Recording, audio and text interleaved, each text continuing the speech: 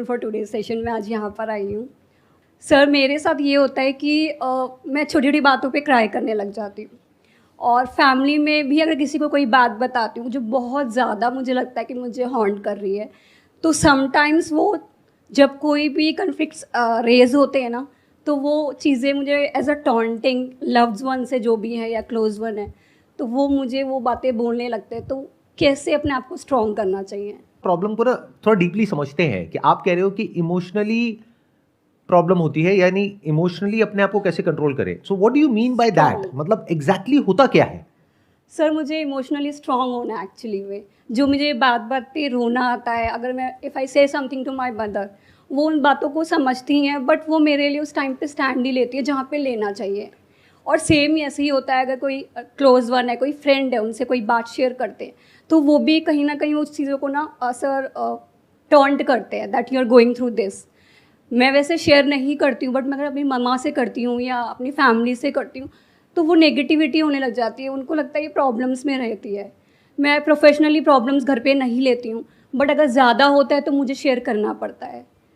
तो वहाँ पे अगर वो मुझे अंडरस्टैंड नहीं करते हैं, तो आई ऑलवेज क्राई छोटी छोटी बातों पे। मुझे ये अपने आप को हील करना है और स्ट्रॉन्ग होना है इसमें, क्योंकि ये मुझे फ्यूचर में भी बहुत ज़्यादा ना सर हेल्प करेगा, जो मुझे अभी लगता है बहुत एक्सेस हो गया है।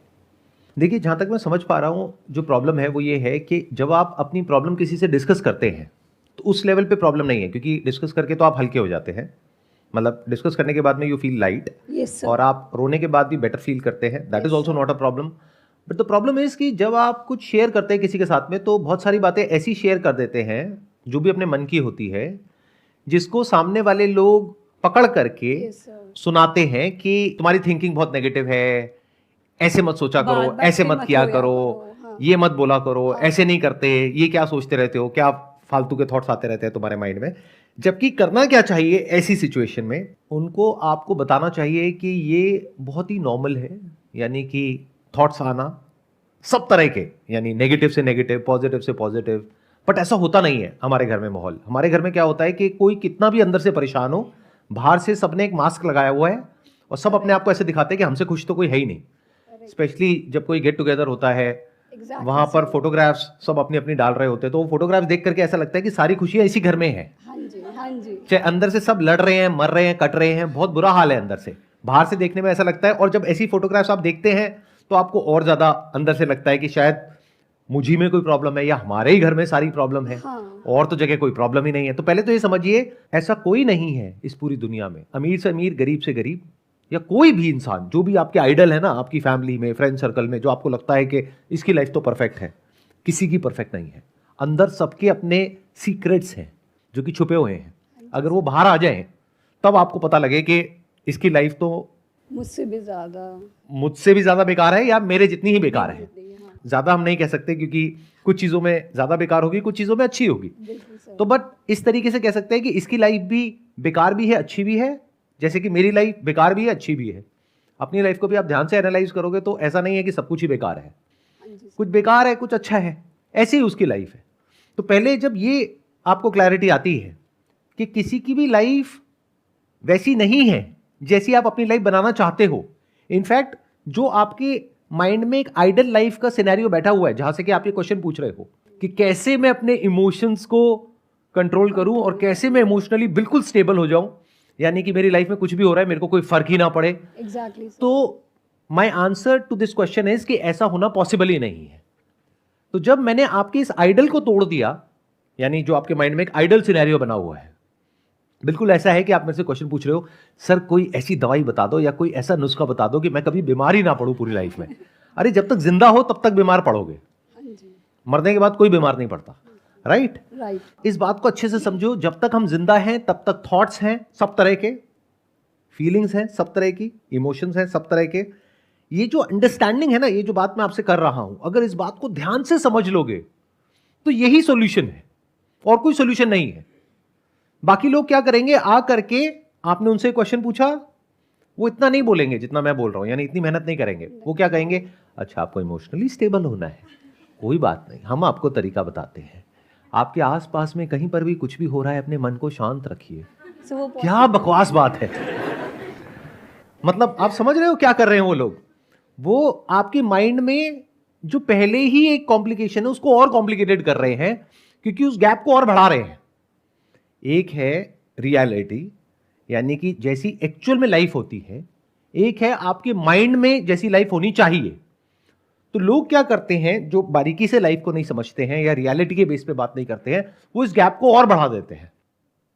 ध्यान से समझो मेरी इस बात को कि ये जो एक परफेक्ट लाइफ की इमेजिनेशन है आपके माइंड में, इसको तोड़ दो। सबसे पहले तो पहले रियलिटी को एज इट इज देख लो।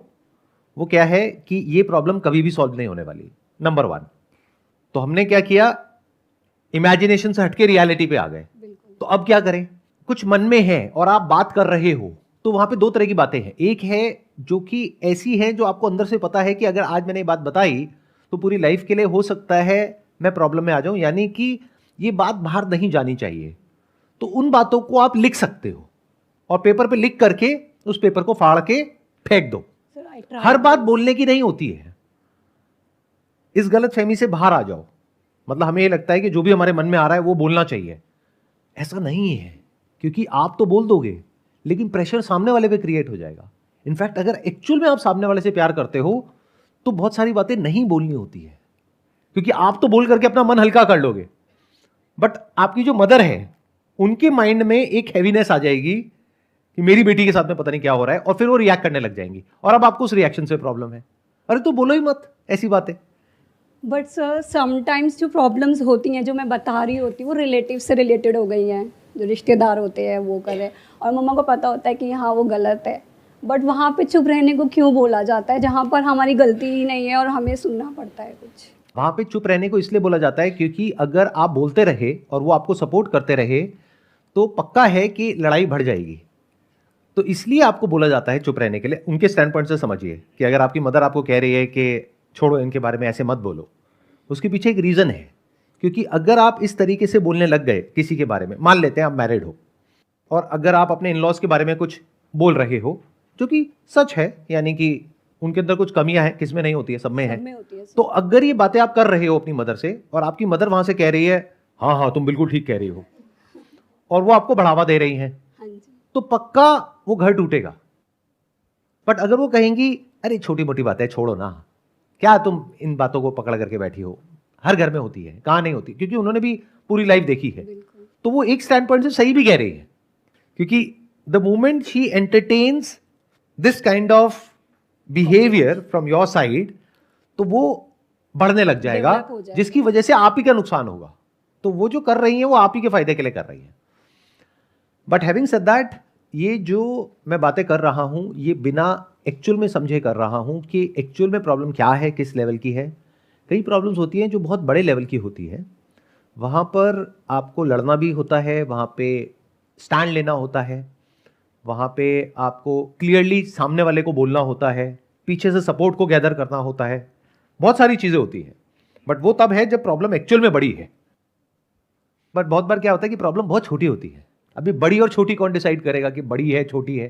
क्योंकि आप बोल दोगे मेरे लिए तो ये प्रॉब्लम बहुत बड़ी है, और सामने वाले यहाँ पे हो सकता है कोई और बैठी हो या बैठे हो, वो सुन करके कहें कि ये क्या प्रॉब्लम है। मतलब खाने को लेकर के बोल दिया कि खाना बढ़िया नहीं है, ऐसे कोई बोलता है क्या मुंह पे?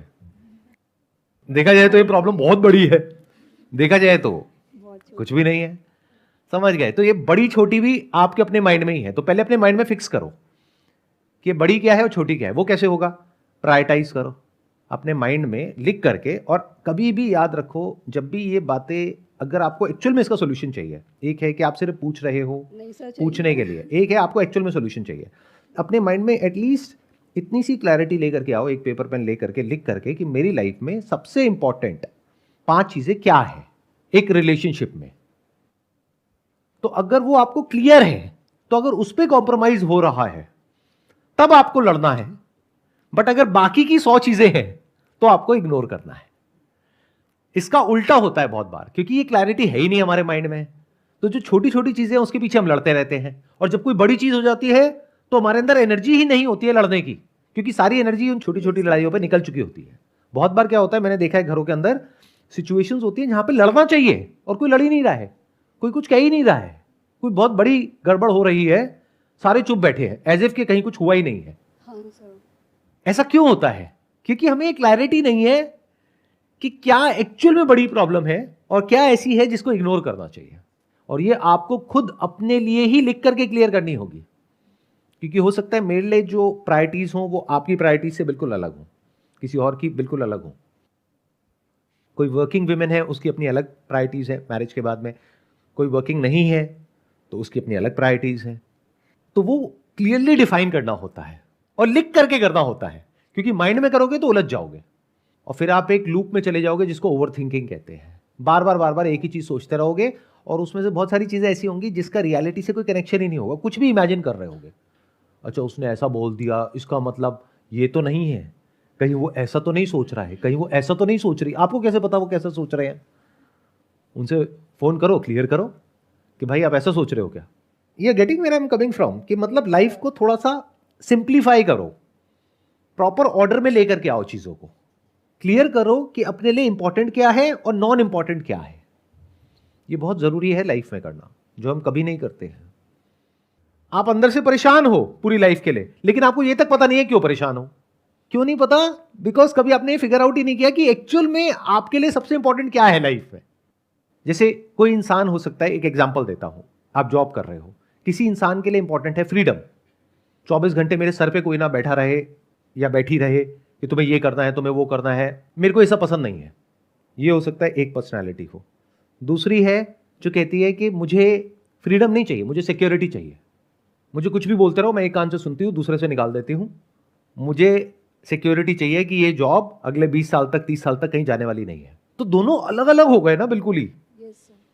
अब अगर उनको खुद ही नहीं समझ आ रहा है कि हम कैसे हैं, तो हो सकता है वो दोनों जहां होने चाहिए वहां नहीं है और परेशान है, लेकिन उन्हें समझ ही नहीं आ रहा कि हम परेशान क्यों हैं, क्योंकि वो उनकी पर्सनालिटी से मैच नहीं हो रहा। बिल्कुल ऐसा है जैसे कोई मछली है, वो हवा में कहीं उड़ने की कोशिश कर रही है, बार बार ऊपर जाती है, फिर नीचे आती है, फिर ऊपर जाती है। यही उसकी परेशानी का कारण है। अगर वो समझ जाए वो मछली है, चुपचाप पानी में रहे, कोई दिक्कत ही नहीं है।